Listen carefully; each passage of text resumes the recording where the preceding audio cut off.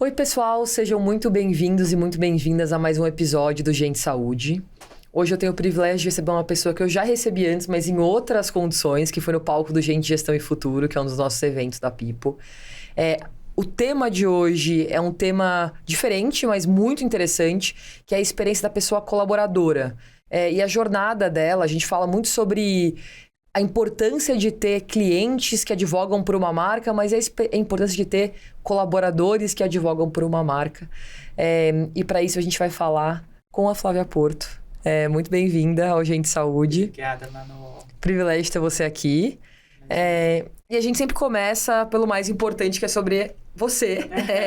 Então, conta como você foi parar primeiro no mundo de RH. Sim. Você tem mais de 30 anos em experiência em várias cadeiras, em vários setores, que eu acho muito curioso.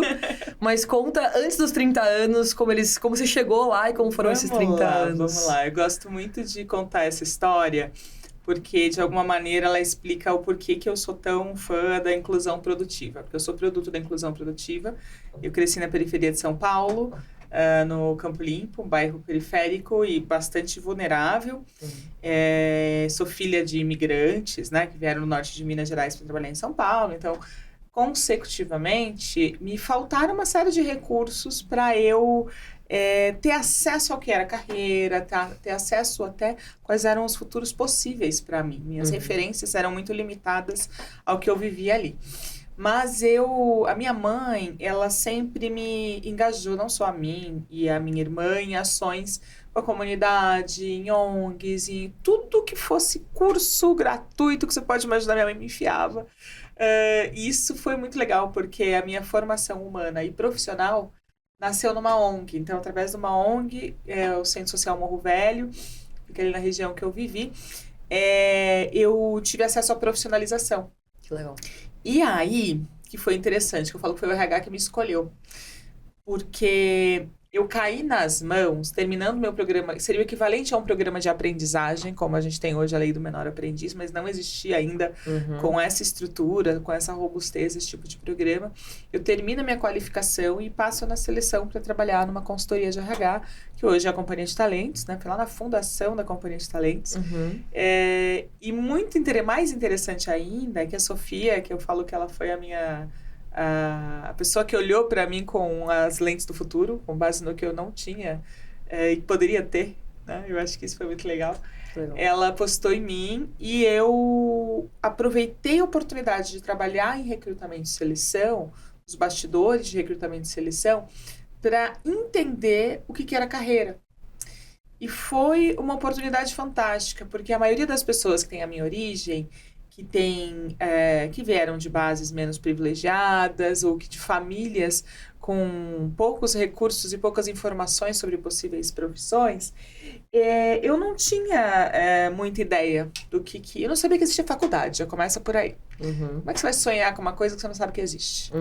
Então, quando eu vou trabalhar, eu entendo, lendo centenas de currículos em papel todos os dias, entendendo o que eram as diferentes carreiras, o quanto algumas empresas diferiam das outras, o quanto a educação fazia diferença na vida das pessoas e, obviamente, também nas suas famílias, vinculado não só à subsistência, que era a relação que eu tinha com o trabalho, né? Quem vem da periferia vem com uma relação de subsistência, que é o famoso vender o almoço para pagar a janta. E quando eu entendi que carreira, que o trabalho vai muito além e que a gente tem oportunidades de crescer e alavancar financeiramente, socialmente, através da educação e do trabalho, eu falei, opa, quero isso para mim. E mesmo muito nova, eu tive essa consciência de que eu teria que correr o triplo, porque eu não tinha acesso aos mesmos recursos. Na minha época não tinha bolsa de ensino, não tinha FIES, não tinha cota, não tinha nada, infelizmente. Acho que eu teria virado, sei lá, presidente da República, qualquer outra coisa, se eu tivesse tido empurrão, porque não tinha oportunidade realmente nenhuma. Eu lembro que era a época que o pobre estudava na escola particular, né, e o rico estudava na universidade pública, porque a base que a gente tinha era muito limitada. Mas, enfim, por que eu gosto de falar sobre isso? Porque não dá para falar de recursos humanos, e principalmente da minha escolha por ela, sem falar impacto. E gestão de pessoas é uma cadeira, é um escopo, mais que uma cadeira. Gestão de pessoas é um escopo que você impacta na cadeia de valor de qualquer negócio, em todos os espaços da sociedade. Por quê? Pessoas, né? E aí já dando um spoiler um pouco do tema que a gente vai trabalhar, quando você fala em pessoas, você não fala só de funcionários. Você está falando de clientes, você está falando de fornecedores, você está falando de vários atores da sociedade civil, você está falando de vários stakeholders, você está falando de comunidade, você está falando de governo, né? Então, quanto mais eu entendia sobre pessoas, sobre neurociência, depois eu fui estudar psicologia, mais eu entendia que essa era uma carreira interessante, poderosa, não só para mim, para mudar a minha vida, mas para impactar a sociedade e a comunidade que eu saí. Então, eu fui meio uma atravessadora de pontes, eu falo. Que eu brinco que minha vida... Tem uma música do Mano Brown que fala que a vida é diferente da ponte pra cá, né? E a minha vida era essa. Era entre a ponte de lá e a ponte de cá. Então, eu cruzava o Rio Pinheiros, eu via duas São Paulos completamente diferentes. E aprendi muito sobre isso e a relação com o trabalho, oportunidade, educação. Então, acho que esse é um resumo da minha chegada em RH, mas obviamente eu sou muito mais do que isso aí. E aí conta um pouco da trajetória e das diferentes cadeiras e subsistemas de RH. E acho que tem um elemento da sua trajetória também que é muito legal, que são as diferentes indústrias. Sim. Que eu acho que vale muito a pena a gente contar para as pessoas também. Boa. Vamos lá. Eu comecei a carreira em seleção, com logística de processo seletivo para programa de trainees e estágios. Foi uma experiência fantástica para quem está começando. Isso é uma dica importante, inclusive, para qualquer área. Quem está estudando, quem está no ensino superior sem muita clareza do que quer fazer, por exemplo. A área de RH, a área de recrutamento, é uma área que te dá acesso a todas as carreiras. Você consegue entender a dinâmica de qualquer negócio. Então, para mim, foi sensacional. Comecei por ali, foi uma baita escola. E inclusive onde começa a cadeia a experiência do colaborador ainda como pessoa candidata, então é uma área extremamente relevante. E quando eu saio da companhia de talentos, eu entendi que o mundo das grandes organizações era algo fantástico. Eu falei, eu quero passar para o lado de lá. E aí eu passei no processo de seleção do Citigroup, na verdade para ir para Credicar, acabei indo para Credicar no final. Mas por que foi interessante sobre esse processo? Falo que eu fui a primeira a hackear o sistema, assim. Porque de tanto corrigir prova de inglês, de conhecimentos gerais, de programa de trainee, estágio, eu fiquei fluente em todas elas.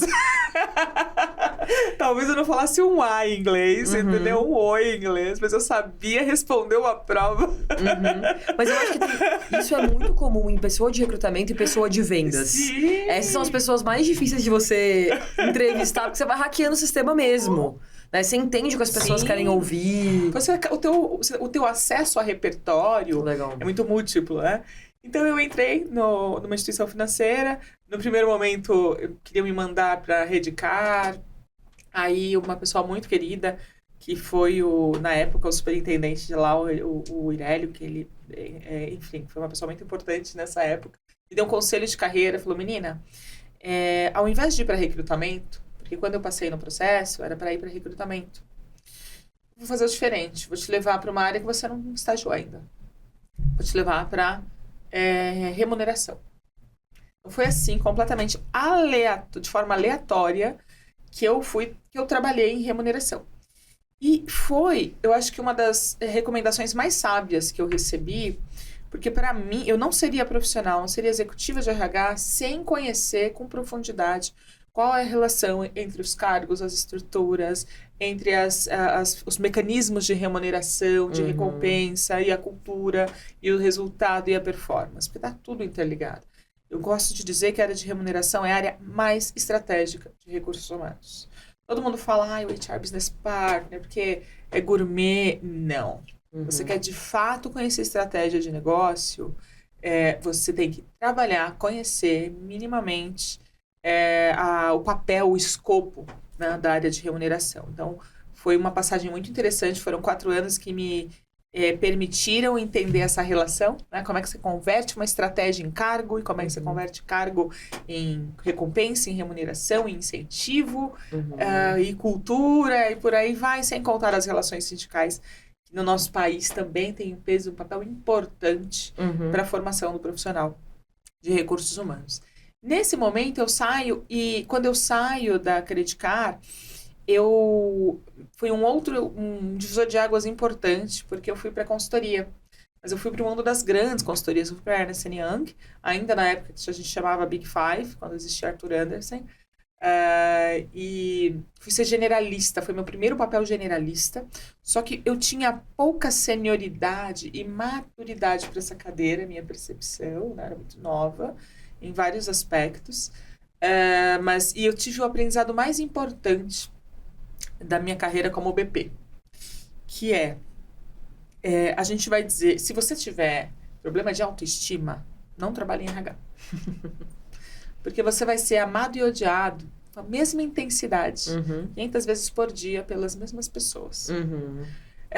E eu entendia no primeiro momento que eu seria uma boa profissional de RH se eu deixasse todo mundo feliz. Só que isso não existe. É impossível. E, obviamente, isso me gera uma frustração enorme. Isso, eu fiz recomendações que não eram adequadas, né? Do ponto de vista de promoção, do ponto de vista, às vezes, de remuneração. Resumindo, orgulhosamente eu fui desligada. Eu gosto de falar isso porque isso faz parte da história e faz parte do aprendizado. Hoje eu olho para trás e eu falo, nossa, eu teria me demitido. Mas eu levei esse aprendizado para a vida e fiz questão de trabalhar isso nas equipes onde eu passei, com quem eu pude influenciar e para os times que eu pude liderar. Legal. E dali quando eu saio de lá, teve um outro divisor de águas que foi o mundo da tecnologia. O Brasil estava sendo muito demandado de profissionais de implementação de SAP, porque a SAP estava fazendo as primeiras implementações do R2, do R3 aqui no Brasil, no início dos anos 2000. Não existiam profissionais qualificados. Inclusive eu fiz um projeto temporário na AGIP do Brasil, que é óleo e gás, que é outro animal, outra indústria também, para trabalhar com gestão de mudança, e no projeto de SAP.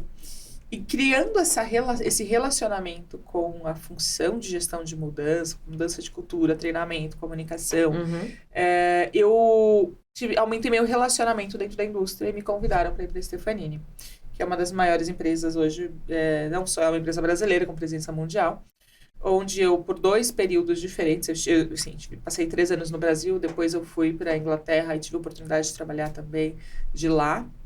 Ao todo foram quase 6 anos trabalhando na Stefanini, como uma profissional generalista, mas dentro da indústria de TI. Um nicho, numa época em que pouquíssimos profissionais tinham essa expertise. Hoje já é muito mais, já existem inúmeras tech recruiters, já é uma cultura, recrutadoras com a cultura do digital, isso já é muito mais comum, mas naquela época era um pouco mais complexo. E eu fiquei praticamente especializada há muito tempo por esta indústria. Tanto que quando eu volto para o Brasil e vou me recolocar, eu vou trabalhar na Telefônica como BP de tecnologia. Legal. Da indústria de tecnologia, para a área de tecnologia. Então, eu ganho por entender esses 2 lados da mesa, né? Na sequência, eu vou para a Dell Computadores, que me contratou, e aí acho que é uma experiência interessante sobre a indústria de TI, né? Um parênteses. Não existe crescimento orgânico, eu posso afirmar isso nos dias atuais, em empresa de tecnologia. Não dá tempo de crescer organicamente. Criar, pensar um produto, vender, desenvolver o cliente, não dá. Né? É através de... Assim, é o inorgânico que cresce. Você compra uma competência, elimina outra ali do concorrente. Você cresce através de fusões e aquisições. E com isso eu ganhei uma expertise que me direcionou muito para o momento da Dell, que era o conhecimento de fusões e aquisições. Então, essa experiência... começa a me direcionar como uma profissional com um grande olhar para a cultura, né? Para a gestão de mudança, para a transformação, para a cultura de serviços, para levar o cliente serviço para o centro de tudo que fazia. Então, de alguma maneira, minha carreira, ainda que não intencionalmente, ela foi moldada pelas indústrias que eu passei, mas por conta da minha experiência em transformação. Por quê? Não existe empresa que não passe, que não iria passar por transformação. E aí que eu entendi, o único movimento realmente intencional que eu fiz, eu acho, na carreira, foi quando eu decidi sair de tecnologia da indústria. Porque eu, sim, era reconhecida Muita gente me conhecia pelo histórico, pelo tempo, mas eu não era cogitada para outros tipos de processos de seleção. E eu falei, opa, isso é um problema. Eu gostaria de ter liberdade de escolha na minha carreira. E eu falei, não, eu vou ser intencional e buscar uma organização de outra indústria, de uma, talvez, manufatura, que é algo que conversa tanto com o Brasil. E aí eu passei no processo de seleção, depois de muitos anos em indústria de tecnologia e serviços. Passei no processo da Yara, em que, claramente, depois que eu entrei, eu descobri que eu fui contratada por conta da minha experiência com fusões e aquisições. E transformação. Né? Porque a Yara veio para o Brasil através de aquisições. Ela veio para o Brasil e cresceu através de grandes aquisições. E aquisições de empresas e negócios muito distintos. E isso, então, moldou, isso de alguma maneira me legitimou como uma profissional que pudesse de RH, generalista, que entendia de todos os principais assuntos, mas que sabia conduzir transformações, integrações das mais perspectivas diferentes, das mais diferentes perspectivas, né? E saiu da Yara, para minha última passagem foi pela Rect, que foi um pouco mais breve, eu só trabalhei lá por 14 meses, eu saí agora em janeiro, que foi um outro animal, mas muito interessante, porque foi o que abriu os meus olhos para, inclusive, o nosso tema de hoje, que é a relação entre a experiência do colaborador e a experiência do consumidor ou do cliente, porque todos nós somos consumidores de alguma coisa, né? Todos nós somos clientes de alguém. E quando você pensa no porquê você compra ou não compra algo, está muito vinculado à tua experiência com determinados colaboradores. Então, curiosamente, eu falo, opa, acho que eu consigo direcionar agora. Sim, já sou consolidada como uma profissional de mudanças, tanto que eu vou para a Rect por conta da minha experiência em integrações. Eu fui para integrar 3 negócios de nutrição, higiene e saúde. E neste momento eu falo, uau, que bom que eu fiz esse movimento. Porque me permitiu pensar com RH, mas com o olhar do marketing. Né? Porque o marketing fez uma evolução que o RH não fez. O marketing, de fato, investiu na neurociência, no estudo da neurociência para tomar suas decisões. E a base é a mesma, né? Neurociência é tudo sobre gente, é o que faz as pessoas se comportarem como comportam e tomarem as decisões que tomam. Então, esse é um tema que passou a me apaixonar. Que legal. E eu consigo ver de uma forma muito direta a relação entre essas duas jornadas. Que legal. E aí, vou fazer um parênteses aqui. Eu tô lendo um livro que eu não terminei ainda, mas que é um tema que eu tenho também refletido muito, assim, porque no final do dia, quando a gente pensa no mundo de automação, o que sobra num mundo onde tudo vira automático? Sim. Sobra meio que relacionamento, sobra serviço. Então, coisas que a experiência e coisas que a gente, às vezes, lá atrás, né, a gente tá resgatando, que é hospitalidade, por exemplo. Sim. E eu tô lendo um livro sobre hospitalidade, né, que é do Danny Meyer, que ele fala sobre restaurantes, os restaurantes que ele montou e como ele pensava em hospitalidade. E ele tem muito uma cultura que ele fala, a hospitalidade começa em como eu trato o meu colaborador dentro do restaurante. E aí, eu acho que foi quando você puxou o tema, eu falei, nossa, interessante, porque eu tô lendo exatamente sobre isso agora. Sim. Mas eu queria entender da onde você puxou esse tema. Você falou, né, a Rect despertou isso em mim. Muito. E despertou isso como? Sim. E em que momento você falou, isso aqui é relevante pra caramba quando a gente pensa em negócio? Isso. Ela despertou a necessidade de aprofundar. Mas eu vou dar um passo pra trás, que é um pouco mais difícil, foi quando eu tava na Yara. Na Yara que eu entendi que naquele mato com coelho, né? Que a gente precisava trabalhar. Que era... A Yara é uma empresa com colaboradores com altíssimo nível de engajamento. Terceiro quartil. Que legal. Ela nunca foi muito engajada em ações como enfim, outros medidores, o Great Place to Work da vida, enfim. Mas internamente, tanto Brasil quanto globalmente... números muito altos, e o Brasil puxando muito para cima esse resultado. Só que me chamava a atenção que esse dado, ele não era transformado em performance. Ele não era transformado em venda, em satisfação do cliente. E aí isso me encucava, né? Eu falei assim, por que essas pessoas são tão apaixonadas e não conseguem fazer isso virar resultado? Por quê? Onde está pegando? Então, em contato com outra área, e aí que obviamente, quanto mais você trabalha em projetos transversais, eu tive contato com a criação da área de experiência do cliente. E sendo apresentada alguns dados, eu percebi, gente, isso aqui é gestão de pessoas na veia, né? Começava a entender que as principais causas da insatisfação de clientes que geravam ou retrabalho, ou insatisfação, ou a não recompra, ou cancelamento de contratos, estava vinculado a ou quebra de acordos, mas nem sempre comerciais, mas acordos de expectativas. E todos previsíveis. E na grande maioria das vezes, essas falhas processuais eram nas áreas de apoio. Não era a pessoa que vendia, não era necessariamente a pessoa que estava ali lidando, que representava aquela instituição para o cliente. E aí eu falei, bingo, essas pessoas não têm noção do impacto da atividade na experiência do cliente. E aí eu falei assim, putz, eu quero investigar isso, eu quero ir a fundo nisso, e a gente precisa resgatar, até porque, olha que interessante, as fábricas da Yara estavam predominantemente onde o agro era forte, onde o entorno eram as grandes, ou as grandes empresas do agro, as grandes fazendas, as grandes, enfim, famílias ali.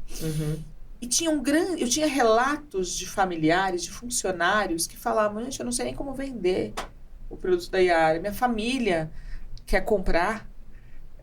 O meu tio é o maior produtor de laranja, não sei de qual região, o maior exportador de não sei qual.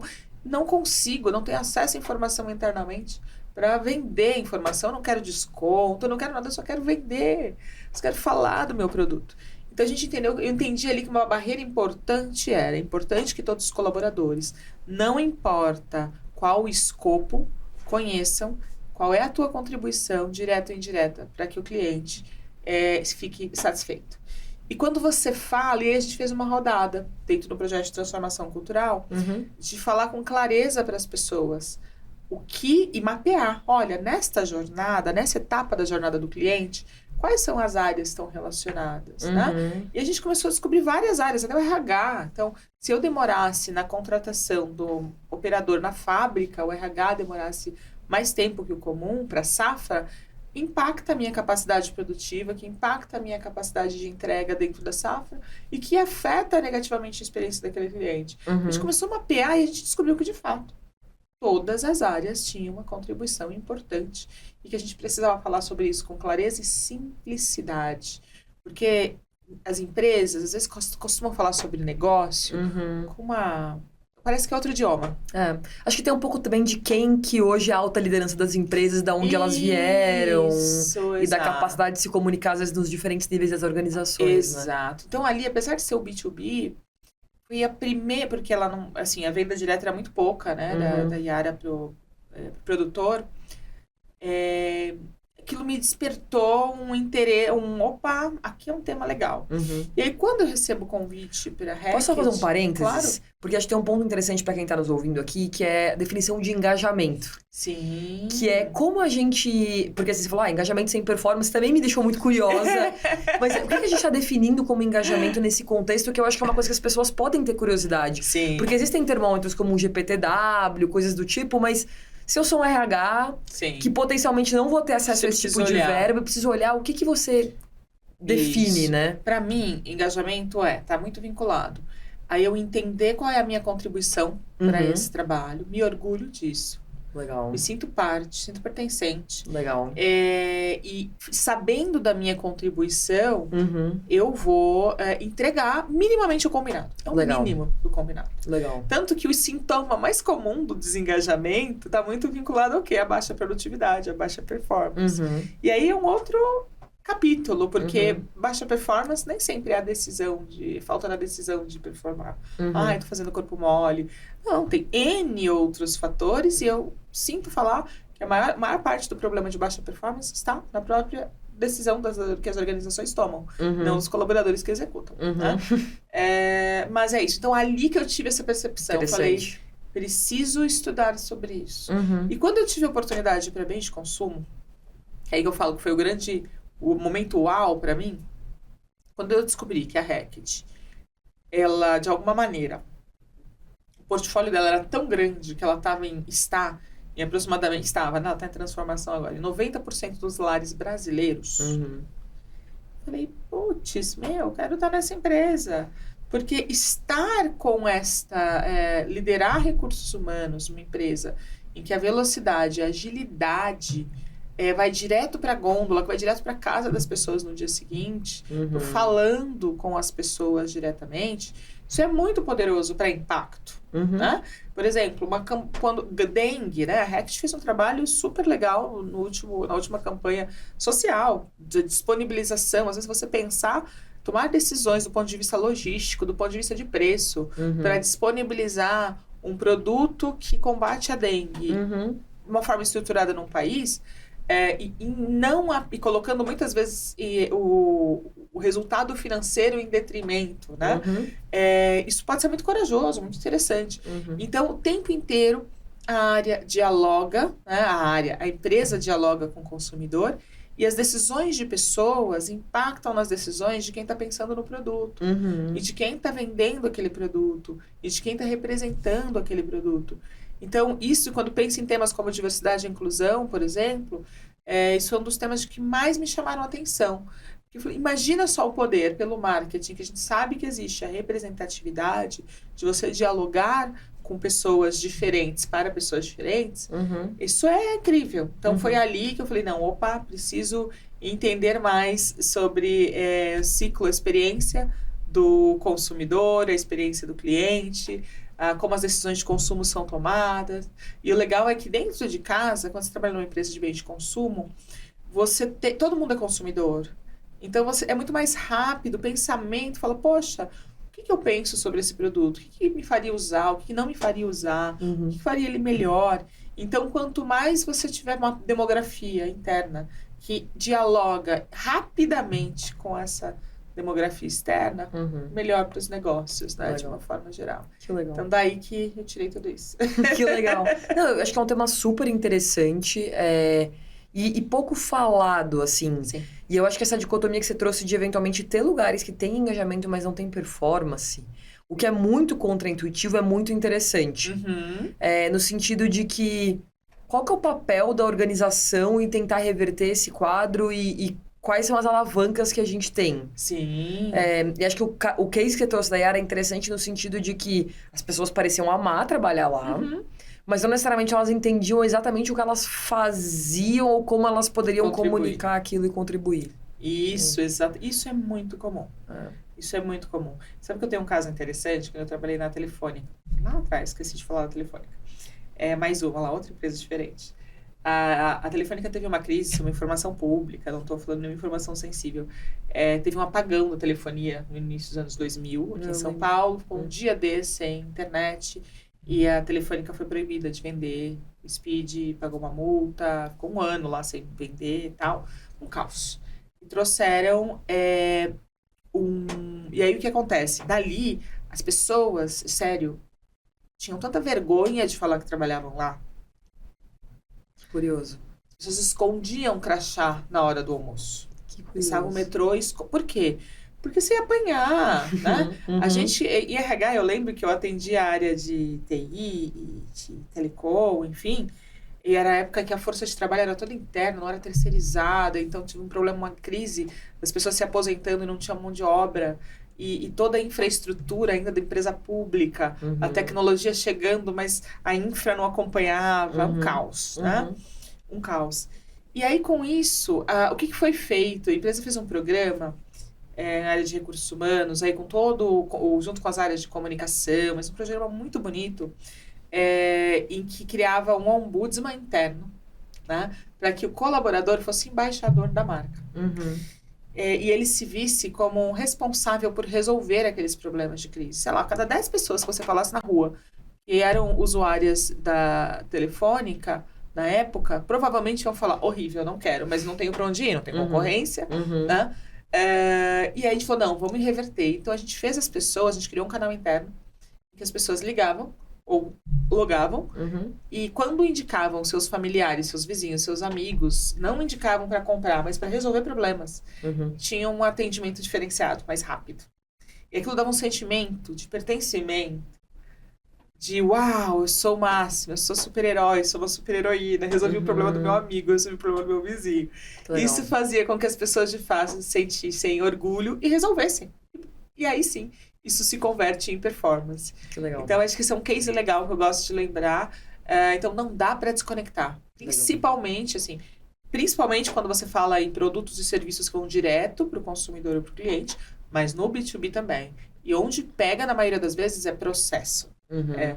Você pode ter a melhor política, você pode ter as melhores pessoas, mas a maior causa de ineficiência costuma ser o desalinhamento entre a competência, entre os processos, às vezes entre os sistemas, né? Uhum. Quantas empresas a gente não conhece que tem um sistema de primeira classe e fica rodando planilha Excel Uhum. no paralelo, Uhum. né? Porque ele não atende todas as necessidades. Uhum. Então, a gente entende que boa parte dos desafios de performance estão ali e isso afeta, de alguma maneira, uma etapa da experiência Legal. do cliente. Acho que só pra gente fechar esse parênteses, eu também li um outro livro que me lembrou muito dessa discussão que a gente teve, que é do Patrick Lencioni, que ele tem aquele livro 5 Desafios das Equipes, Sim. que é muito legal, inclusive, quem Sim. não leu vale muito a pena ler. Sim. Mas ele fala um sobre problemas de performance, que é um outro livrinho dele, não é tão historinha igual ele geralmente faz. Sim.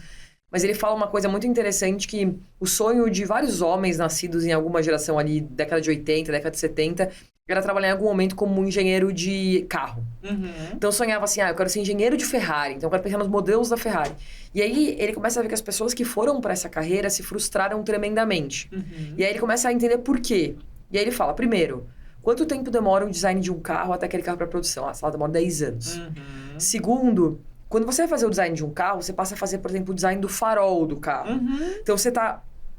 o ciclo de produção é longo, você tá Sim. desconectado do todo, Sim. você tá super compartimentalizado, hiper dividido do seu trabalho. Uhum. E aí você tem um sentimento de desconexão Tá muito completa distante. com aquilo que você Isso. faz. E aí a gente fala muito sobre frame. Eu sou uma mulher uma mulher meio pragmática de exatas de números, mas eu acho que é uma coisa que a gente esquece, que no final do dia a gente é gente. Sim. E que a gente tem que se sentir conectado às coisas, conectado aos nossos colegas de trabalho, à empresa que a gente trabalha. E é assim que a gente entrega o nosso melhor trabalho no final do dia, né? Sim. E a gente olha para várias coisas como, vamos olhar o processo, vamos olhar a métrica do processo, vamos hiper dividir esse processo em 5 mil etapas, aí tá lá todo mundo Charles Chaplin. E a gente esquece os impactos que isso tem no nosso lado humano, né? Sim. Super interessante. É isso aí, assim, a gente tem um ponto de preocupação, e agora é um pouquinho olhando daqui, contexto atual e um pouquinho de breve futuro. A gente já sabe que saúde mental tá drenando, é um tema que já tá, enfim, pra lá de, não é nem novo, né, pra lá de velho já, eu diria, e urgente, obviamente, mas as organizações, elas estão, de uns anos pra cá, principalmente no pós-pandemia, muito orientadas à eficiência. Por quê? Porque, obviamente, as decisões que foram tomadas na pandemia não permitiam priorizar o resultado financeiro, né? Tinha que priorizar as vidas dos colaboradores, dos clientes, a sociedade, por aí vai. Só que uma hora a conta chega, né? A conta chegou no pós-pandemia, todo mundo, por N outras razões, esta e outras razões, todo mundo precisou reorganizar suas empresas, revisitar suas estruturas. A inteligência artificial também. Vi um dado agora vindo do SXSW, que nos Estados Unidos já 20% das posições já foram eliminadas por inteligência artificial ou transformadas, né? Isso é, pessoas foram substituídas em função da atividade. E o que está me preocupando com a questão da saúde mental é que a gente está tornando as empresas mais horizontais, a gente está reorganizando as empresas para serem mais ágeis, para as pessoas terem uma maior colaboração, engajamento e tudo mais. Só que a gente não está revisitando a forma. Então, a gente vai lá, corta o número. Reduz aí 5%, 15% do seu time, 18%. Chega nessa conta. E não muda a forma de trabalhar. E não decide o que vai deixar de fazer. A gente só decide o que a gente quer fazer. O que acontece? Quando você corta essas estruturas, quem paga a conta é quem fica. Então, quem fica está fazendo, às vezes, o trabalho de outras 3, 4 pessoas que foram desligadas, ou que foram promovidas, ou que foram transferidas de escopo. Então, eu acho que esse é um tema, para mim, muito preocupante. Uhum. Obviamente que a pandemia escancarou, mas eu tô preocupada com uma onda ainda maior agora de burnout, de ansiedade, por conta das eficiências, da busca por eficiência, né? Então, acho que fica aí, inclusive, desafio para vocês que trabalham, que a agenda de saúde é tão holística, né, e tão importante em vários sentidos. Sem dúvida. Tem aí comigo uma patrocinadora dessa agenda que, para mim, a gente vai ter uma segunda onda ainda mais grave, dessa questão dos afastamentos, que a gente já sabe que já estão escalando aí em números intermináveis, enfim. Então, E a gente estava até falando disso, assim, num episódio que a gente gravou recentemente, para falar um pouco de NR1, saúde mental. Tem uma tendência como sociedade que tudo que a gente ganha de eficiência, então a máquina de lavar prato, não é que ela deu mais tempo para a dona de casa. A dona de casa coloca uma outra tarefa no lugar. Isso aí. Não é assim que ela, agora ela não lavava mais prato, ela ficava meia hora sentada no sofá contemplando a janela dela. E a mesma coisa está acontecendo com a gente, mas eu acho que a gente está colocando muito em prova qual é a capacidade do nosso cérebro de lidar com tanta coisa. Isso, é verdade. E aí tem várias coisas assim que vão aprofundando essa crise, que a gente tem, às vezes, pessoas que não estão preparadas para liderar outras pessoas e dizer para elas o que elas deveriam fazer. E eu não saber o que eu fazer é ansiogênico. A gente está horizontalizando a organização, mas a gente não está promovendo carreiras mais horizontais. E a gente continua colocando as pessoas num funil de, eu tenho que virar no cargo de diretora para conseguir ganhar dinheiro. E aí, como você cria uma competição muito forçada naquele cargo, você também gera ansiedade. Pelas razões erradas. É isso aí. E aí, assim, tem várias coisas aqui que eu acho que a gente vai ter que revisitar a forma.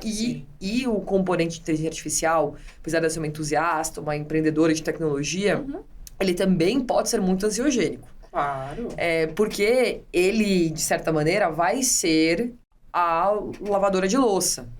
No sentido de que não é que a gente vai pegar as pessoas e falar, 80% vai para casa, agora vai ganhar uma renda universal do governo, e vai contemplar a natureza e vai voltar a cuidar de insetos para que a natureza regrida o nosso impacto.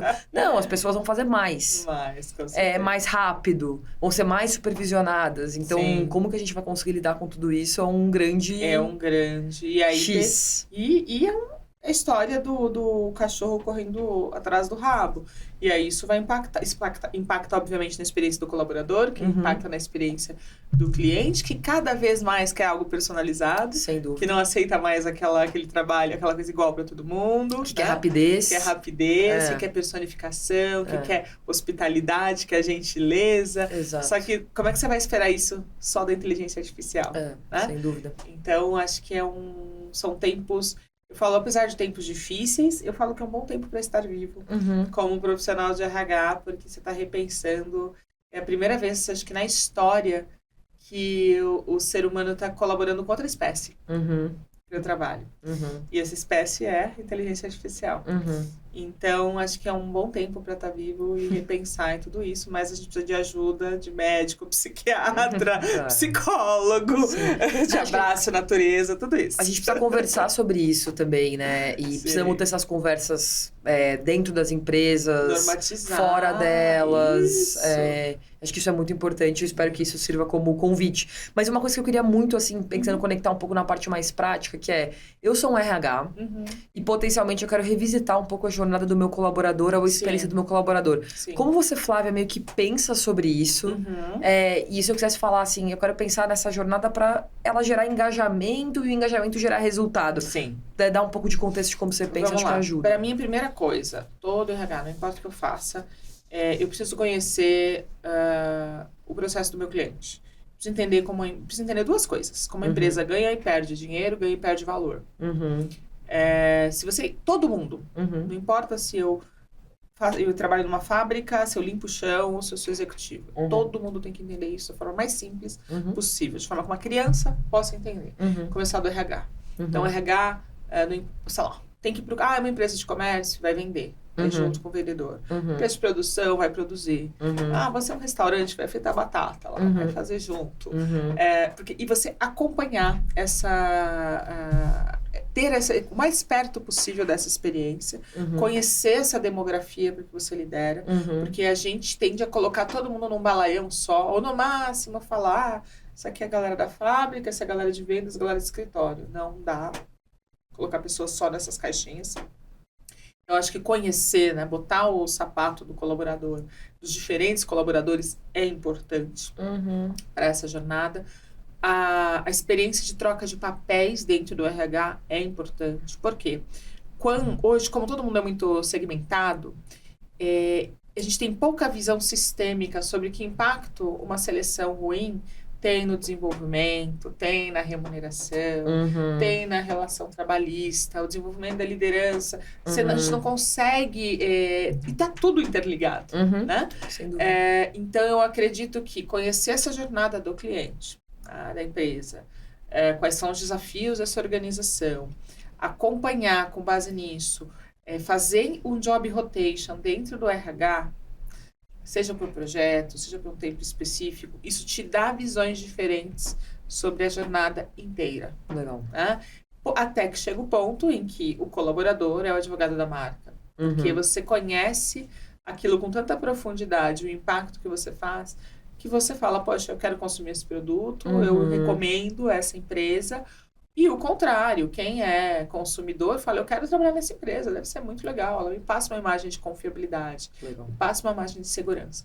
Então, acho que são 2 dicas importantes. Acho que eu começaria por aí. Tem N outros indicadores, você pode olhar indicadores de várias formas, cruzar dados, eu acho isso muito rico, o Data Analytics está aí para isso, com muita riqueza, mas se eu puder priorizar o início dessa jornada, é isso. Conheça a jornada do seu cliente, e o próprio RH conheça as diferentes etapas da jornada do colaborador.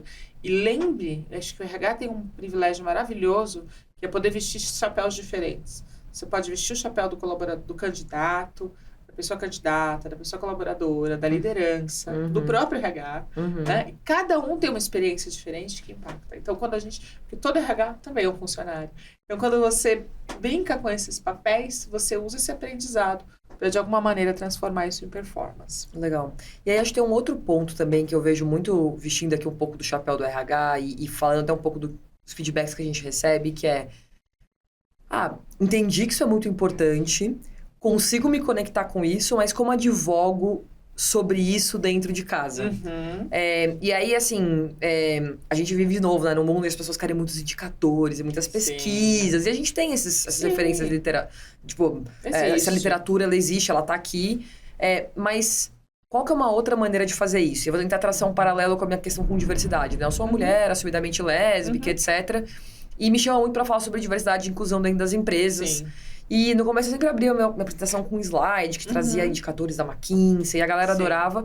Mas a verdade é que as pessoas não mudavam o comportamento. Isso. E aí eu comecei a mudar o slide de dados para um slide da minha história. Da sua história, conecta. Que aí eu falava assim, olha, tem 2 Manuelas que já trabalharam no mundo. Tem uma Manuela que era enrustida, então que ela tinha que mentir sobre a vida dela, ela falava que ela voltava para casa, que ela ia sair com amigos quando ela já estava saindo com a namorada dela. Sim.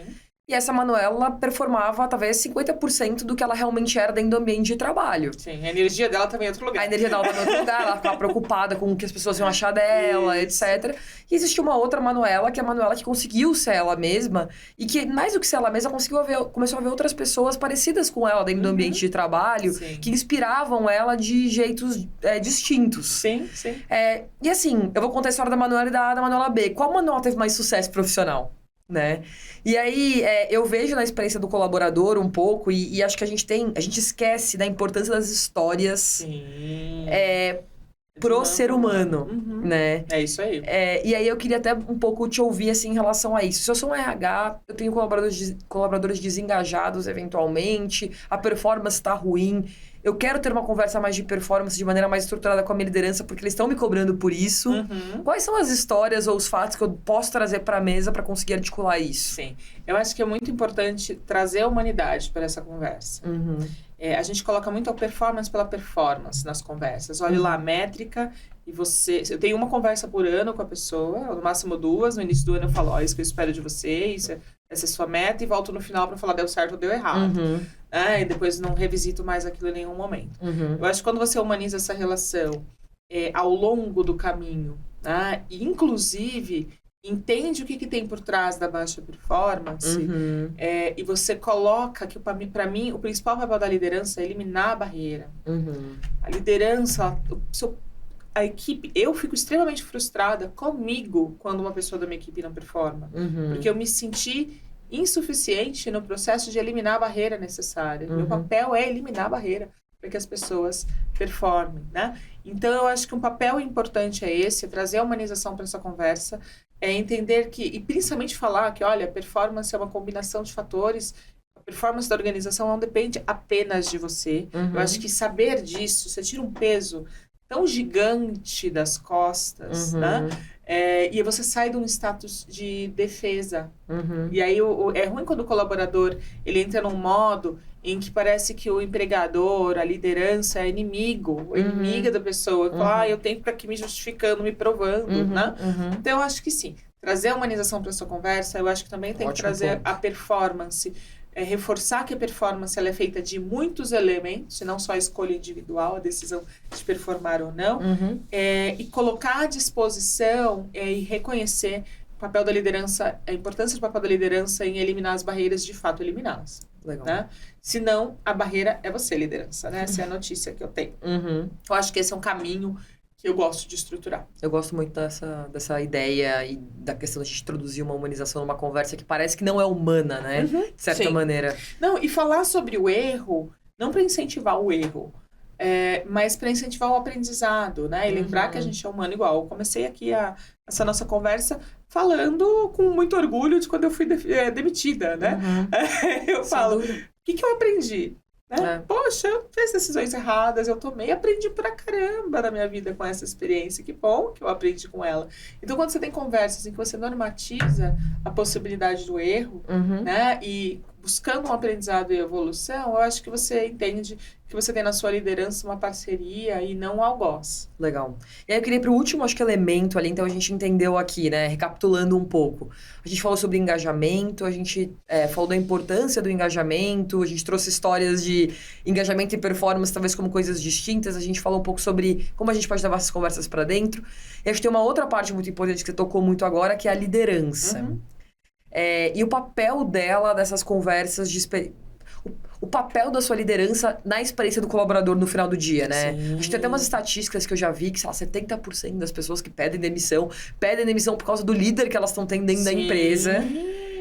E como que o RH eventualmente dupla, né, com essa liderança e trabalha com essa liderança para ter essa coesão de experiência dos colaboradores dentro daquela empresa, daquela organização. Como que você pensa um pouco sobre isso e quais são os conselhos que você dá nesse sentido? Então, vamos lá. Esse é um tema que me preocupa muito e que me interessou muito agora no SXSW, um dos eventos que eu participei, discutindo sobre o perfil da liderança, né? Então, tem o futuro da liderança. Com a horizontalização dos times, a gente vai falar cada vez mais de modelos de sociocracia para tomada de decisão. Então, não existe mais aquele modelo vertical, não existirá, possivelmente, mais aquele modelo que você tem que ir 500 alçadas para tomar a decisão, até porque você precisa de agilidade e tudo mais. Então, o que a gente precisa enxergar? Eu tenho pena, de verdade, gente. Que momento difícil agora. Pena por um lado, mas falo, poxa, quem quiser se reinventar para ser uma boa liderança, vai brilhar. Porque a forma de liderar, claramente ela não funciona mais. O que me chama a atenção, além desse dado dos 70%, é que as pessoas de alto potencial, eu vi uma pessoa, se eu não me engano, não sei se é do Gartner, tô tentando lembrar, mas enfim, foi inclusive um dado que veio lá do SXSW. 1/3 das pessoas de alto potencial não querem para posição de liderança. Tá? Mais de 60% das lideranças têm sintomas de burnout. Isso eu não me... E 70%, um número muito parecido com esse que você trouxe, das pessoas não confiam nas suas lideranças. Então, qual que é o problema? Quando você junta esses dados, fala, eu não confio nessa pessoa, ela não me inspira, logo eu não quero ser como ela. Então, por isso eu não quero ser líder, eu quero continuar aqui, mas eu quero ganhar mais, eu quero progredir, por aí vai. Então, eu acho que um ponto importante para mim é a gente olhar para, de novo, humanização. Humanizar a liderança, mas dar recursos para que ela se conheça e se autorregule. Porque a gente fala muito de autoconhecimento, mas fala muito pouco de autorregulação. E a gente sabe que hoje a maior parte dos problemas das ações trabalhistas das organizações são causados pela liderança, não são por políticas. A empresa, claro, quando diz, olha, a lei trabalhista é esta, né? O seu limite de horas é este, a remuneração é essa, o limite intrajornada é tal. Então, é a gestão que permite que a lei seja infringida de alguma maneira. É a experiência do colaborador na saída que faz com que a pessoa tome a decisão num processo de desligamento, por exemplo, que faz que a pessoa tome a decisão de abrir uma ação trabalhista, por exemplo. Eu já vi vários casos de pessoas que gostavam tanto da empresa que quando são desligadas, falam, às vezes até houveram erros, mas ela fala, não tenho coragem de processar essa empresa. Porque eu fui tratada muito, nossa, eu adoro essas pessoas, me trataram com muito respeito, ou eu gosto muito da minha liderança, e por aí vai. Mas então eu acho que a moral da história se a gente quiser investir no engajamento das pessoas, a gente tem que investir numa nova liderança. E numa nova liderança que toma a decisão através das pessoas, não toma mais a decisão sozinho. É uma liderança que tem a coragem de ter gente melhor do que ela. Né? Mas que reconhece quais são as diferentes potências, que nem todo mundo tem o perfil para ser líder. E ok, tudo bem. Né? Então é ali que a gente tem que desenvolver. E formas diferentes de comunicar, porque a gente precisa criar uma comunicação em que as pessoas sintam-se parte das decisões, mas elas saibam que elas não têm o accountability por ela, porque é um peso. Então, a liderança vai continuar ganhando mais, ou ter um peso maior na organização, porque ela que tem, pelo bem e pelo mal, peso nas costas das decisões que toma. Mas não é uma decisão sozinha, é uma decisão usando a expertise das pessoas e a potência das pessoas. Então, o que eu diria para os RHs é revisitem as suas estruturas, revisitem o quanto a cultura está permitindo que a liderança não só adoeça, mas adoeça outras pessoas também. Quando eu falo de saúde mental, do autoconhecimento, da autorregulação, ela é importante porque uma liderança ansiosa, uma liderança com burnout, uma liderança deprimida, ela adoece outras 100 pessoas. Né? Um contribuidor individual talvez não, mas uma liderança com potencial de estrago é gigante, é muito maior. Sem dúvida. Então, acho que são dicas de caminhos possíveis. Muito bom. Estamos chegando ao final do nosso tempo, mas foi muito legal, assim, acho que tem vários temas aqui muito, muito, muito bons e muito densos. Sim. E essa é uma outra coisa que eu falo muito com as pessoas, assim, acho que as pessoas às vezes veem, a gente tá vendo uma sociedade de gurus também, né? Todo mundo sabe de tudo, fala de tudo. E muito fácil os remédios para as coisas, né? Tipo assim, saúde mental. Isso. A gente preguiçosa. Sabe assim? Sim. É uma relação que ela não faz... Binária, quase. Binária, né? Que não faz o menor sentido, né? Então, assim, eu sempre falo, desconfiem de soluções milagrosas para problemas complexos. Sim. E tudo que a gente discutiu aqui é problema complexo. Complexo demais. Mas eu acho que tem uma mensagem que eu quero deixar para quem nos ouve, que é, num mundo onde as coisas estão cada vez mais automatizadas, tem uma volta da importância do que é ser humano. E a gente tá virando todo mundo empresa, de certa maneira, empresa de serviço, de software. E as pessoas, elas voltam a ser o centro de geração de valor das organizações. Sim. Principalmente quando a gente pensa o que vai diferenciar a empresa A da empresa B? Ela vai ter melhores engenheiros de software, ela vai ter o melhor produto. Então, cuidem bem das pessoas de você. E eu concordo muito com o tema que você trouxe de ser esse é um momento interessante para se estar vivo em RH, porque eu acho que o RH ele ganha um protagonismo nesse mundo. Sim, sem dúvida. Bem relevante. E acho que o grande desafio aqui é a gente saber usar esse momento de maneira estratégica. Sim, né? Absolutamente. Eu falo que é o meu... Se eu pudesse resumir o desafio de ser RH nesse momento e a beleza de ser RH nesse momento, significa você trabalhar para ser desnecessário, tá? Mas ser extremamente relevante. Então, e não necessariamente essas coisas estão no mesmo lugar. Sem dúvida. Então, precisa ter muita coragem para trabalhar para ser desnecessário. É quase igual, eu me lembro muito, remete muito à maternidade, né? Então, assim, é muito difícil você desapegar, você, né? Ser desnecessário, desenvolver, mas a liderança vai andar com seus passos, né? A liderança faz gestão de pessoas, não é o RH. Legal. E aí, acho que pra gente terminar o bate-bola jogo rápido clássico aqui, que é... Se alguém quer continuar essa conversa ou se aprofundar nesse tema, o que você recomenda em termos de livro ou em termos de, esse talk ou essa coisa, você veio da SXSW agora, que acha que você que consegue conectar com mais coisas nesse sentido? Tem alguma coisa que vem na sua cabeça? Eu acho assim, a primeira coisa que vem na minha cabeça é, quando a gente fala tudo tem um porquê, então assim, a gente ainda está desconectado muito do Simon Sinek, porque a gente ainda desconecta muito do simples, do porquê a gente faz as coisas e como a gente faz as coisas. Então, eu acho que isso ajuda a gente voltar parar, independente do tamanho da sua organização, entender por que você está fazendo isso, né? E que contribuição você quer trazer. E o que e o porquê, como eu estou impactando a experiência das pessoas que eu sirvo. Ponto.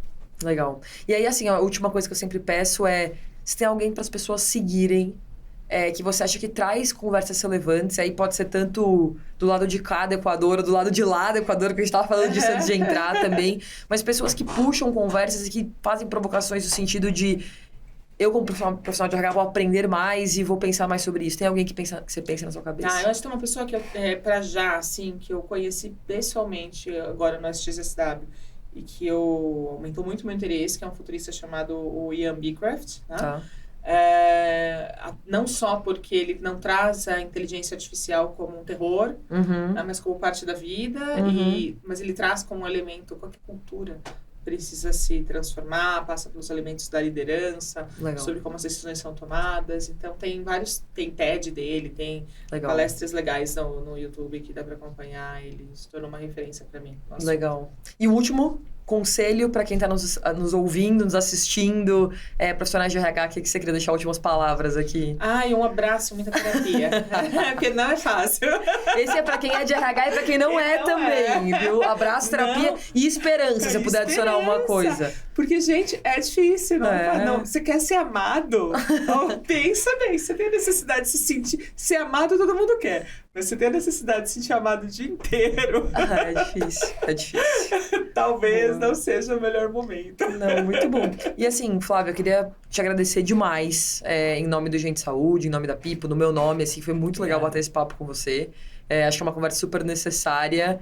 E acho que a gente tem que humanizar mesmo as conversas que a gente está tendo das corporações para que a gente tenha resultados melhores. Sim. Então foi um privilégio conversar. Né? Vamos simplificar um pouquinho mais. Exato. E comunicação, e histórias, e voltar para coisas básicas que a gente está esquecendo.